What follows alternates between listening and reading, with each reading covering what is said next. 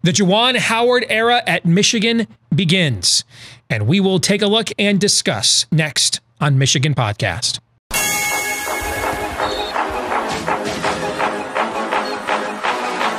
Michigan going to the NCAA Final Four!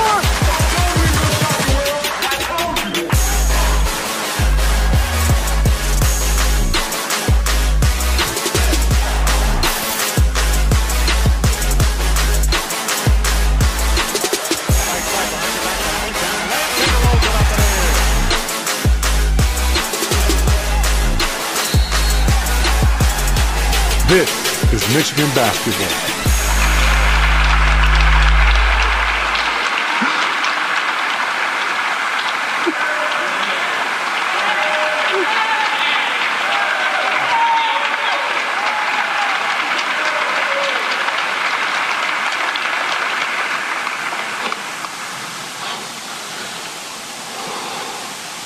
Wow.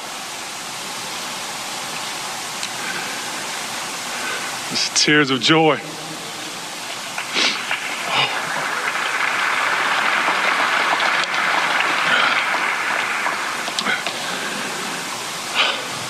Thank you. Thank you, everyone. I said I wasn't gonna cry. Guess that never happens when you're excited about something that's so special to you, that means so much.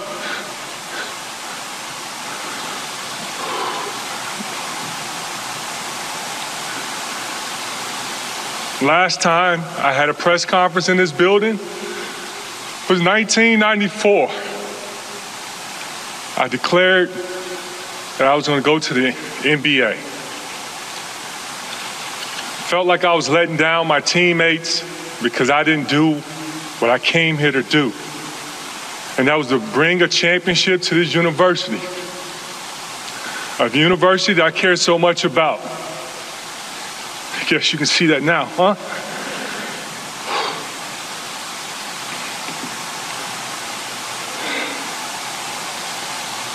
Now let's fast forward 25 years later. I'm back.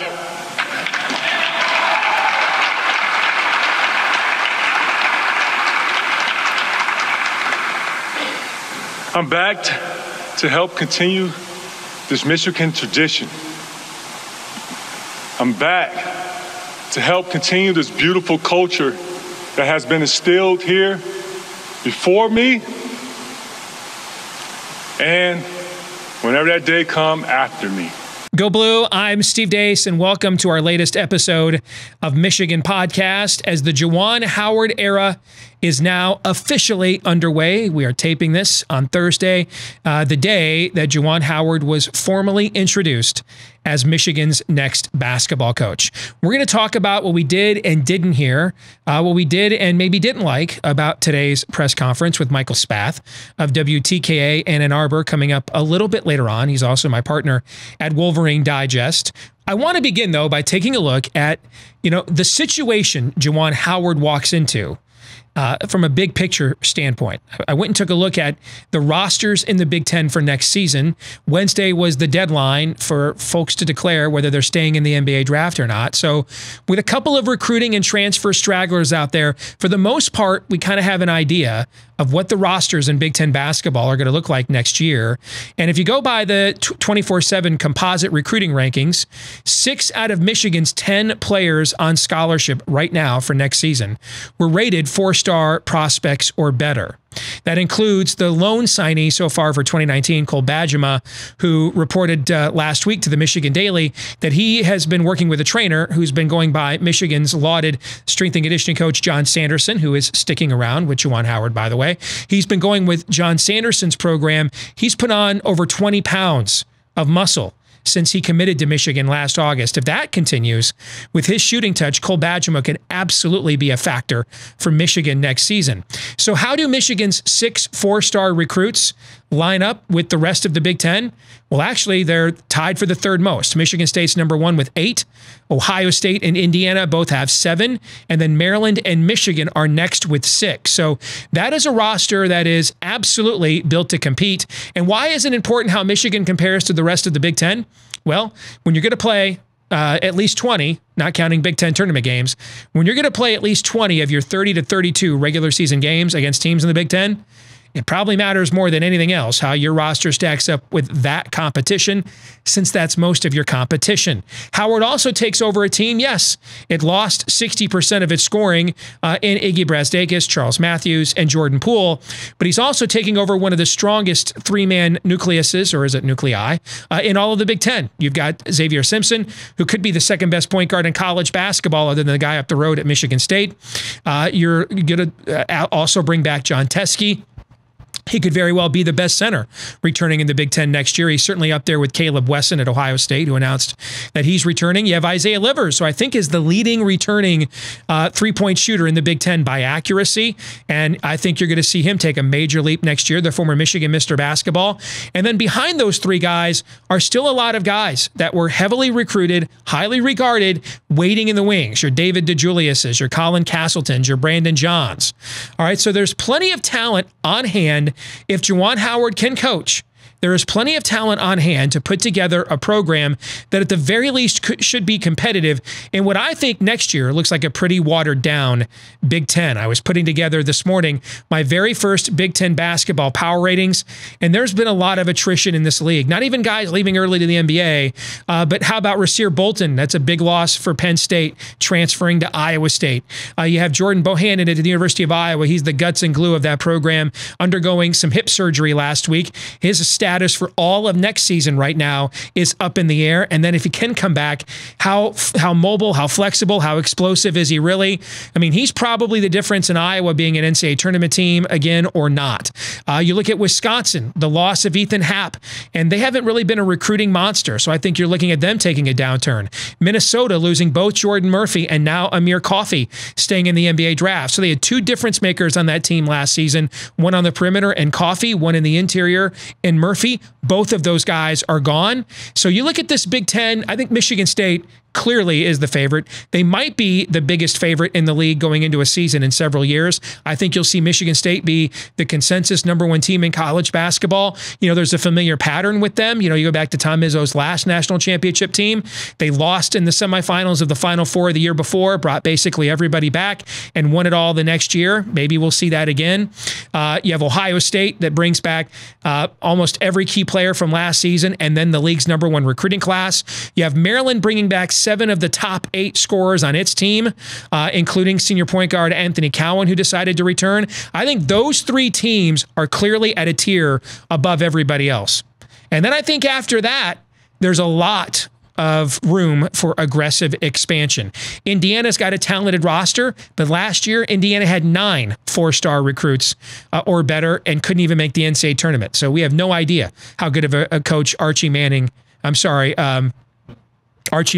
I don't know why I said Archie Manning. I'm getting ready for football season. We have no idea really how good of a coach Archie Miller is. We know he can recruit, but we don't know that he can actually put a competent team on the floor. I think you'll see Illinois take a major step forward next year, become an NCAA tournament team for the first time since 2013. Rutgers was expected to make a big jump next year. Their senior captain just abruptly announced best player. He's going to transfer earlier this week. So there's a lot of room for a team that's got the sort of leadership that a John Teske and a Xavier Simpson brings to the table and an experience as well. A lot of room for that team to be competitive for a first top 4 finish in the Big Ten. But that's if Juwan Howard can coach. Can he recruit? We're going to find that out right away as well, because you have Teske and Simpson are seniors. You have 3 available scholarships for this year. They're hoping they can keep Jalen Wilson, the top 50 recruit who's named after Jalen Rose. They're hoping they can keep him in the fold. He's visiting Kansas this weekend, North Carolina the following weekend, and then he is supposed to, according to Sam Webb from the Michigan Insider, supposed to meet with Michigan and Juwan Howard and give them the last word after that. All right. But Juwan could have anywhere from 4 to 6 open scholarship slots to fill in the 2020 class. So right away, we're going to see his imprint on the program. We're not going to have to sit around here and wait for 3 or 4 years to find out. He's got a team built to compete this year. Can he get them to the big dance? Can he get them to the NCAA tournament? Michigan hasn't been to 5 straight NCAA tournaments since the era in which Juwan Howard played. So can he get him back to March Madness? And then we're going to find that out right away this year. future? And then can he recruit? Well, given what he has in terms of available scholarships, the buzz surrounding his hiring, we're going to find that out pretty soon as well. So that's kind of the big picture of the situation Juwan Howard steps into at the University of Michigan. The facilities, everything have undergone tremendous upgrades since he previously played here. Michigan doesn't treat the basketball program second rate anymore. But what did we think of the first glimpse, the first look we got at Juwan Howard as Michigan's coach earlier today? We'll talk about that and more with Michael Spath from WTKA in Ann Arbor and Wolverine Digest in a moment.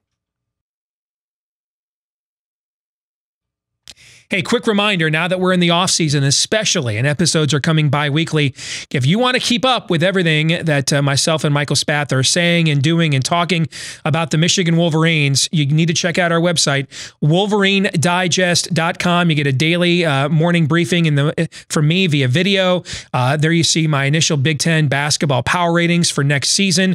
All kinds of great coverage, and you're going to get even more. And that's a great way to stay up to date on everything maize and blue in between our bi-weekly off-season episodes of Michigan Podcast. Again, just go to www.wolverinedigest.com. Back here on Michigan Podcast, again, it is the dawn official today of the Juwan Howard era as the next basketball coach at the University of Michigan. Let's get some thoughts from our good friend Michael Spath there at WTKA in Ann Arbor and my partner over at Wolverine Digest as well. Michael, go blue. Let's talk about the Thursday presser today. A lot of emotion, a lot of inspiration, more passion out of Warde Manuel in about 30 minutes than we've seen in the 2 years he's been the AD here, probably combined, but not a lot of specifics. Ouch, Steve. Ouch, but probably true. All right, probably ouch. True. Hey, facts don't care about your feelings, a wise man once said. So, but there weren't a lot of specifics. You know, I put up a video this morning at Wolverine Digest that really the number one thing I thought we had to hear from Juwan Howard was his vision for the program, because he has no track record as a head coach. Like, I don't need to know what Jim Harbaugh's vision is. He's got a pretty lengthy track record, so I know. So we got a lot of raw stuff, but not a lot of specifics. What are your big takeaways? Precisely that. You know, I would say this: if you were excited about the Juwan Howard hire, then you left this press conference going, "Sweet, this guy is everything I wanted him to be and hoped he would be." He got teary-eyed when he was first introduced. You know, he was very emotional talking about the last time he was on that floor at Chrysler Center was when he announced he was leaving Michigan 25 years ago, and now here he is coming back and becoming the head coach. And he talked about family and brotherhood, and you know, and so the passion, the enthusiasm, the magnetism, all those things were on display today at his press conference. And again, if you thought this was a home run hire, or at least a triple with a chance to score on a sac fly, you walked away going, "Yep, this. I can get behind this guy. This guy's going to be great for Michigan basketball." If you went into it on the other side and said, "Hey, that's terrific, but no head coaching experience, I've never run a program before. You know, how is he going to be able to recruit? What does his X's and O's look like? What does his philosophy look like?" None of those questions were answered. You know, he even admitted, and I think it was probably one of the I don't want to say disappointing, but one of the alarming moments was him talking about recruiting and him saying, "You know, I've got to really study this NCAA rule book, because there's apparently a lot of rules about recruiting that I don't know what they are." And in that moment, it all came together. Wow, Michigan just took a big gamble on a guy who has no head coaching experience, has never run a program, and everything he does from here on out will be learning on the job. And as any of us can attest, whatever job we've been in, whether it was when I was cutting lawns when I was 16 years old, or working in an accounting office, or writing for the Wolverine, and now being on the radio, you screw up a lot. You make a lot of mistakes along the way, and you know, sometimes those mistakes are costly, sometimes those mistakes are not. But where this program is, and what John Beilein has done, it's kind of a little bit concerning that you're bringing in a guy who openly admits that he is not up to. He doesn't really have a lot of things locked into place. He doesn't really, he doesn't really know about recruiting. He didn't really get into, and not that I ever expect him to be real specific about his coaching philosophy, but he didn't really explain like what he feels most comfortable at, what type of defense he's going to be, stuff like that. And then Warde Manuel, unfortunately, didn't have many answers when it came to that either. And one of the really big questions, Steve, and I'm sure we can talk a little more about it and get your thoughts, is Warde Manuel needed to come and explain to us, because he didn't really explain very well today why that most important criteria just kind of fell by the wayside with Juwan Howard here. Michael, do you believe in his interview that A, Warde Manuel didn't ask him for any of these specifics, and or B, if and when he was asked, Juwan Howard said, quote, "I don't know, we'll find the answers together," unquote. Do you believe that he actually said that in his interview? I will tell you what, if Juwan Howard said it to Warde Manuel and Warde Manuel walked away and said, "This is 100% our guy," then I'm really disappointed in Warde Manuel. And honestly, listening to Warde Manuel today, he talked a lot about, what I cared about more than anything was the personal relationship with Juwan and how, and this guy, just seemingly his personality and the whole thing. I get that, but you're not hiring. He brought up Carol Hutchins today and how Carol Hutchins, was working, essentially like a desk job before she became a head coach, and now she's the greatest coach in arguably softball history. But you also started with you were on the basement with that program, which something years ago, where they had done nothing. It wasn't a successful program. It was literally 5 years into its infancy. And that's not what Michigan basketball is right now. I mean, if you're hiring someone based solely off of, hey, we've been down for 10 years and we want to see if this guy can get it done and his energy is infectious, sure. But that's not, again, where Michigan basketball is. And, yeah, I'll say this, Steve. I'm excited about the hire, and I'm really curious to see what Juwan Howard does. But today's press conference did not give me the warm and fuzzies.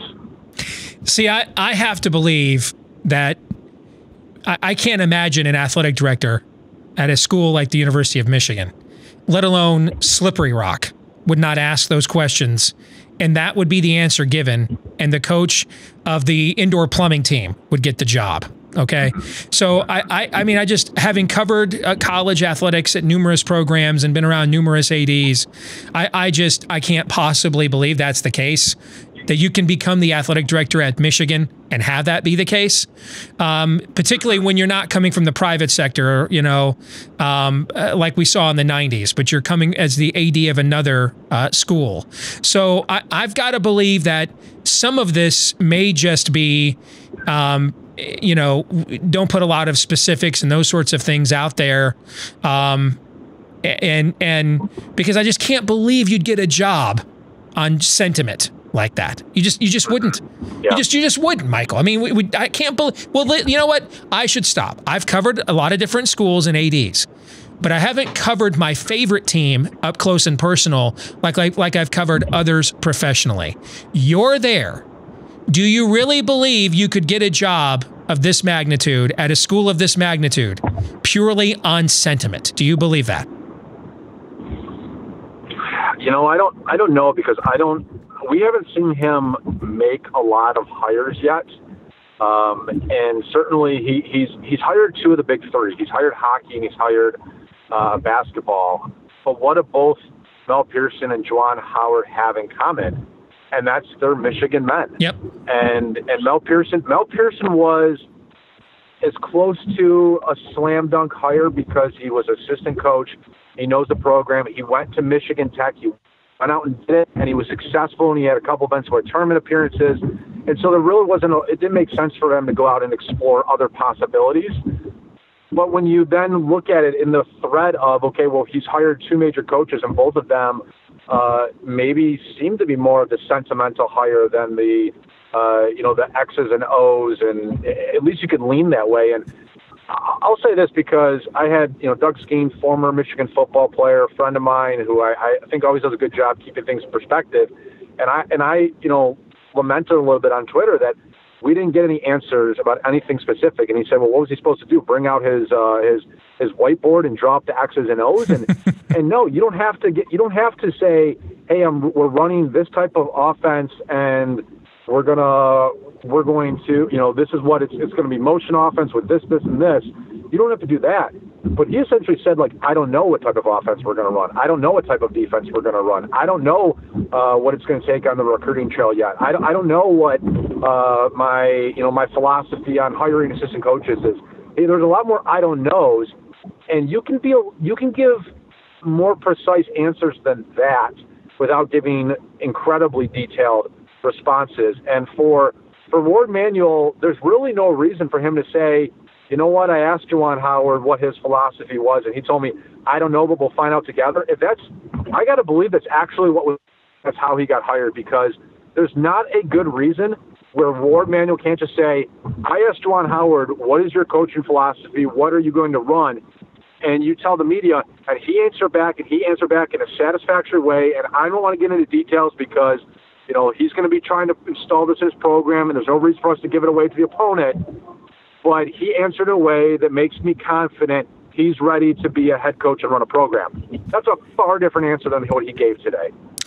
This, I think, is the biggest positive, Michael, out of today's press conference. And this is where I do think the emotion that he showed for the position helps.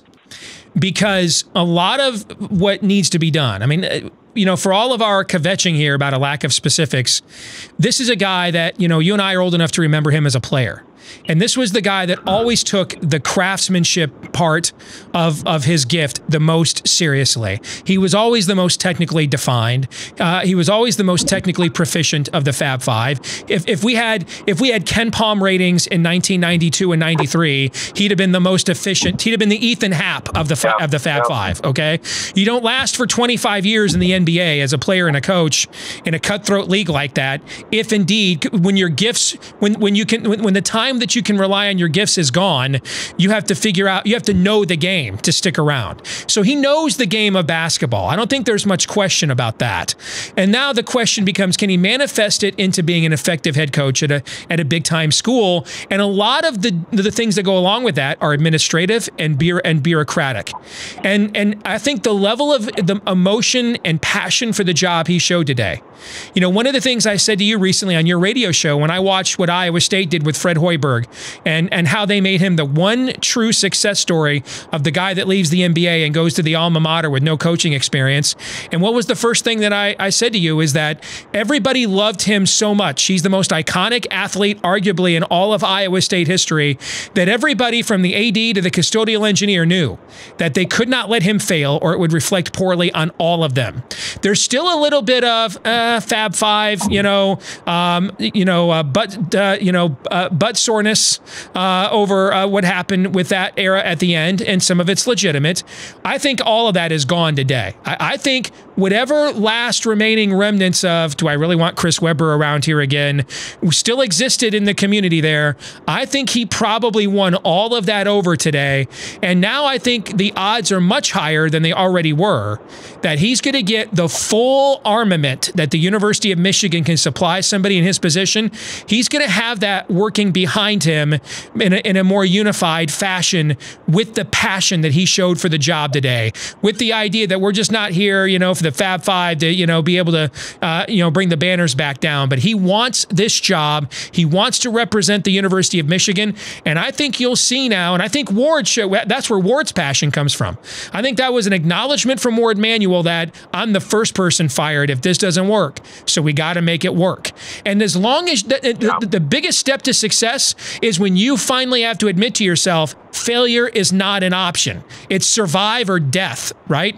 And I think that was cemented today, and I think that does help. What are your thoughts? Well, I'll tell you what, because I think the first few minutes of our interview here, I've expressed and you've expressed a little bit of the concern, and I think those concerns are valid. I think more so my concerns are with Warde Manuel and maybe this hiring process and some of the criteria that were overlooked. And as you said, if he asked that question and that's the response that Juwan Howard gave him and he still made him his number one, that says a lot more about Warde Manuel. But I will tell you things that I like about this hire in just this first week. The first thing is that emotion that you talked about. And, I didn't get to see the press conference live. I was, at the studio. We were listening to it. But you could hear it.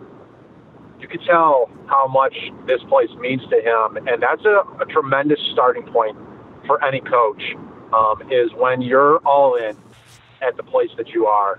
And any concerns that this is a stepping stone to the NBA, I think that was addressed in the way that he talked about Michigan, similarly to the way that Jim Harbaugh talked about Michigan 5 years ago. And let's face it, you and I have had this conversation about a lot of coaches in college basketball right now win without being great X's and O's coaches, without being great defensive-minded coaches. They win because they put more talent on the floor than anybody else. It's the old Red Berenson had the best talent accumulated in the history of hockey in the 1990s, and they would score 8, 9 goals a game. And then you look at Michigan football, and for the longest time, Michigan football won 9 games a year because they were more talented, way more talented than the 9 teams that they were playing. And that kind of guaranteed you that their floor was going to be about 3 losses in a season. And Michigan basketball under John Beilein is probably been more talented than at least half to maybe 7 or 8 of the teams in the Big Ten. But there is Michigan State and Maryland, Indiana, sometimes Purdue, that has had more talent than Michigan. And what I saw today, or what I heard today from Juwan Howard and what we know about him, it confirmed to me that he can be really special on the recruiting trail once he learns all those NCAA rules, because people are going to be drawn to him and they're going to want to play for him. So that's a definite positive that came away with today. The other thing is, and this wasn't today, but this was over the course of the last week, he retained some important people. I know everybody's upset that he didn't bring back Luke Yaklich, but I think you and I have kind of discussed this. But if you hire someone that really wanted your job, I don't know that that's the best thing for you in the program. But in Sadie Washington, didn't you always kind of get the feel that Sadie Washington interviewed for the job because that's what was expected of him, but not necessarily because he was all in like Luke Yaklich was? And so you bring back an assistant coach with ties that recruits the state of Michigan, that seemingly was always the most pliable of the Beilein assistants, and will do what you ask and will help you in any way possible without stepping on your toes. And you bring back John Sanderson, the strength and conditioning coach, who is arguably the best S&C coach in the entire country. And so those are positive moves. Hearing that Phil Martelli from St. Joe, former St. Joe coach for about 25 years, that he's on Juwan Howard's short list as an assistant coach, a guy who just recently left St. Joe and can be a tremendous asset as someone with head coaching experience, kind of like having a bench coach in baseball all the time. He's the Tex winner.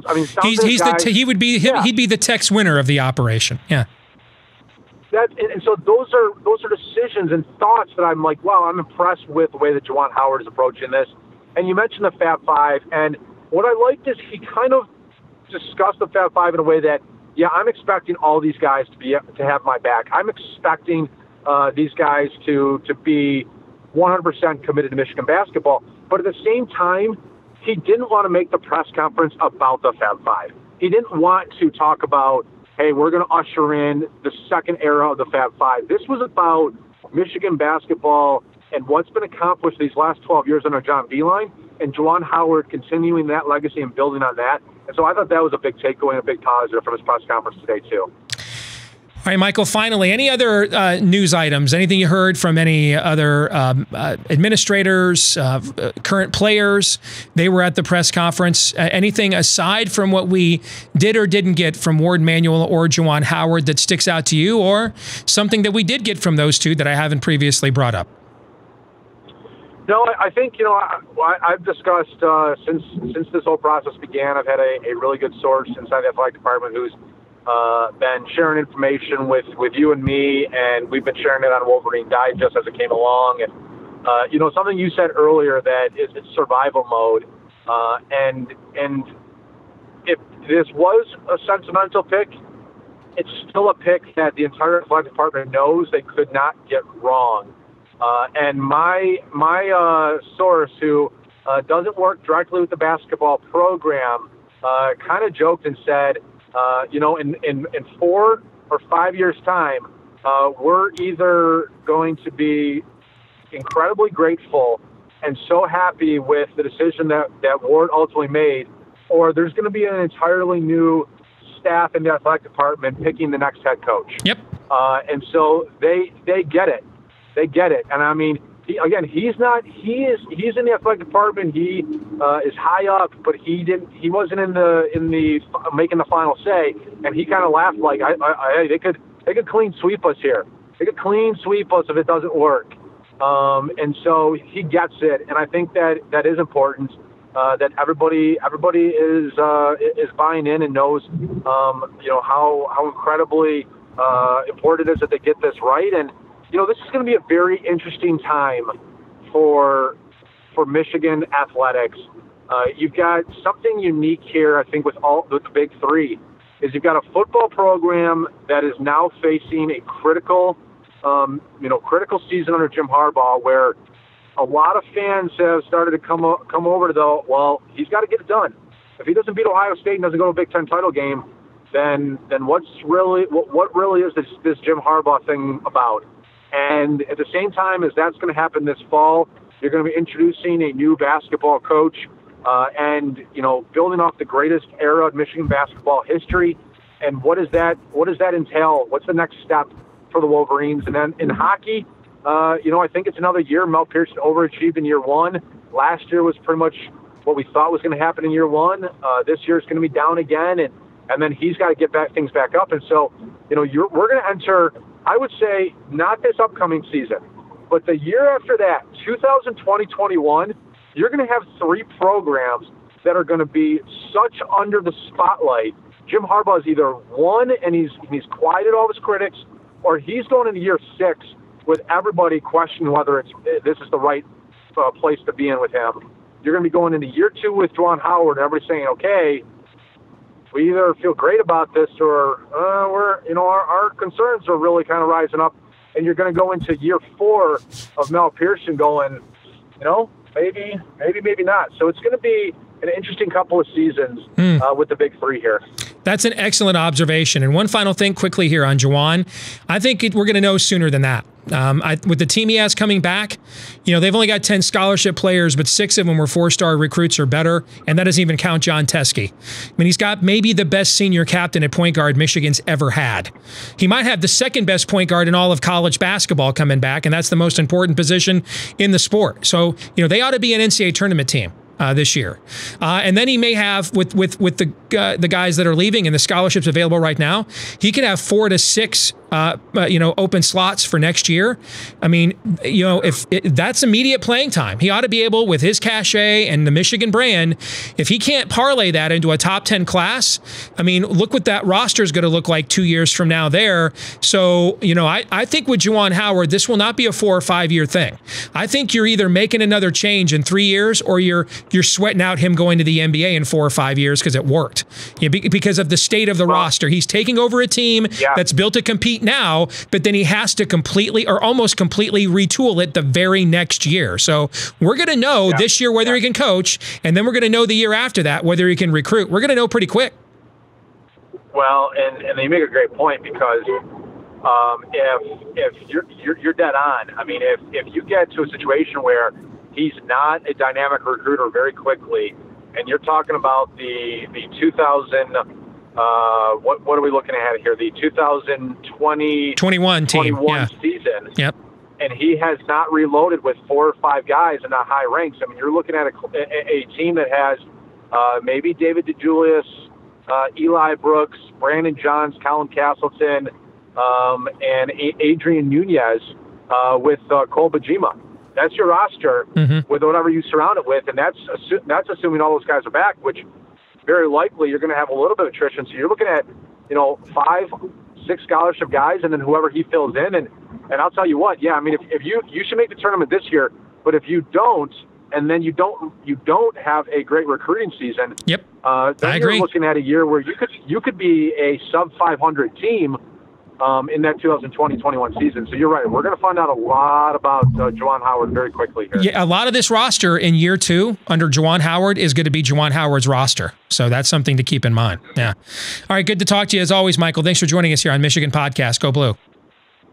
Yeah, no, it was fun, and you didn't even let me lament the Middle Tennessee night game that we're having. So you'll have to cover that in another. I love that, because that means I get to watch all the other games all day long and save the best for last. So I like that announcement. Are there good games that opening Saturday? Yeah, you've got, well, actually, now I think about it, the other really big game, Auburn and Oregon's on at the exact same time, now I think about it. So maybe I don't like it that much. No, maybe you're right. Yeah, no, I can't be excited about it. All right. Good to talk to you, man. Go Blue. Thank you. This week's Twitter poll results, we asked you if your expectations for Juwan Howard's first season at Michigan were a Guns N' Roses song. Decided to go back to a band that was considered pretty hype back when Juwan last wore the maize and blue. Which Guns N' Roses song would it be? 45% of you said Patience, just eking out the 44% of you that said Welcome to the Jungle. And 11% of you are expecting year 1 to be Paradise City. Let's get to this week's question of the week, and it comes from Chris. On a scale of 1 to 10, with 1 being Brian Ellerby and 10 being John Beilein, what's your confidence Juwan Howard can be Fred Hoiberg at Iowa State and not every other NBA guy with no coaching experience? I'm going to say 6 is my confidence. And here's why. I would tilt more to the confident side. One, Juwan Howard stepping into a better situation than any of those other guys did. Iowa State's program was still digging out from the Larry Eustace saga. Georgetown's program has cratered since they went to the Final Four several years ago, but they cratered under John Thompson III. Patrick Ewing's doing a total rebuild there. Ditto what Chris Mullen had to do at St. John's. I mean, if you look at all the other situations here, they have been programs in needing of a semi to total rebuild. In the case of Juwan Howard, he's walking into a program that over the last 5 years, only Duke and Kentucky have combined for more NBA draft picks and NCAA tournament victories. And a lot of the guys and infrastructure, John Sanderson, Mike Spath mentioned him. I mean, he's probably the most important figure in the Michigan program to John Beilein's success other than John Beilein himself. All right, so he inherits him. He inherits John Beilein's most tenured assistant in Sadi Washington. He's got all of those great amenities and facility upgrades Michigan has done. He inherits a talent base that's there, as we laid out earlier in this episode. They're ready to be competitive in his very first year. So he's walking into a better situation than all of those other guys did. He also has more of a national recruiting base than all of those guys had at their respective schools as well. But that doesn't mean there's not a risk here. I don't think there's any question. This is a high-risk, high-reward hire. Either Michigan has found college basketball's new hotness, or as Michael Spath and I discussed earlier in this episode, a whole bunch of folks be getting fired in a few years, And so either way, it ain't going to be boring. All right. It may not be good, but it's not going to be boring. All right. High risk, high reward means buckle up because it's going to be exciting. It's just a matter of whether that's a good excitement or the other kind. Want to thank all of you for tuning in this week for our off-season episode of Michigan Podcast. Thanks to everybody that helps to put this together. Thanks to our friends at Detroit Sports Podcast that spread the word for us each and every week. If you like or subscribe to us on iTunes or Google Play or YouTube, if you could give us a subscriber, give us a subscription. If you could like us, share, as the platform permits, we would be very appreciative of that, as we are to all of you that have done that for us already as well. And don't forget to follow us on Twitter every day at Michigan Podcast. Until the next time, go Blue.